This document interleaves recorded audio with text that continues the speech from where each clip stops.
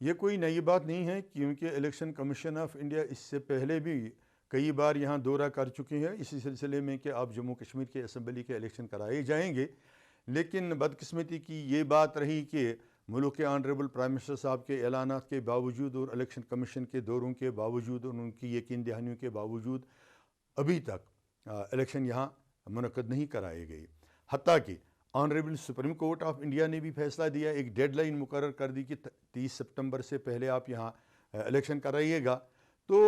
حالیہ جو کل سے جو دورہ شروع ہوا، اس دورے کی ہماری نظر میں کوئی ضرورت بھی نہیں تھی، کیونکہ صرف 1.5 مہینے قبل یہاں پارلیمانی الیکشن ہوئے، جس کے لیے تمام الیکشن بوتھز کا، الیکٹر رولز کا اور دوسری جو اس سے منسلک چیزیں ہیں ان سبھی چیزوں کا نوٹس لیا گیا تھا۔ ان کو جب مکمل پایا گیا تھا، پختہ پایا گیا تھا، تبھی بہت ہی اچھے اور بہترین طریقے سے پارلیمانی الیکشن بھی انجام دلوائے گئی۔ تو صرف 1.5 مہینے میں پھر آنا، تو اس سے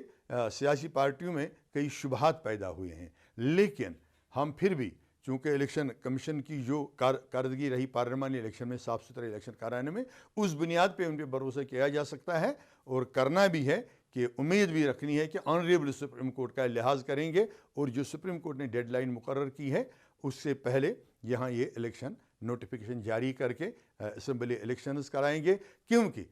پچھلے 10 برسوں سے یہاں چناؤ نہیں ہوئے، جبکہ ملک کی ہر ریاست، ہر یوٹی میں الیکشن ہوئے، اور 6 برسوں سے جموں کشمیر کے عوام کو اپنی سرکار موجود نہیں ہے، اپنے نمائندے نہیں ہیں، باہر کے لوگوں پہ ڈیپینڈنٹ ہے۔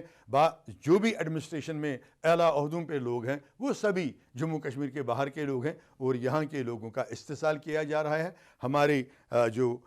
منرلز ہیں، ہمارے جو جنگلات ہیں، ہمارے جو دوسرے شعبہ جات ہیں، ان کی لوٹ کھسوٹ جاری ہے۔ اس لیے بہت ضروری ہے کہ جموں کشمیر کے عوام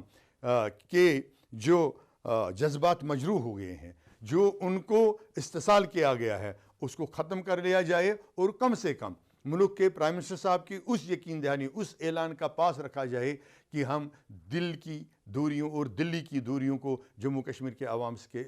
ساتھ ختم کرنا چاہتے ہیں، لیکن ابھی کوئی دوری ختم نہیں ہوئی۔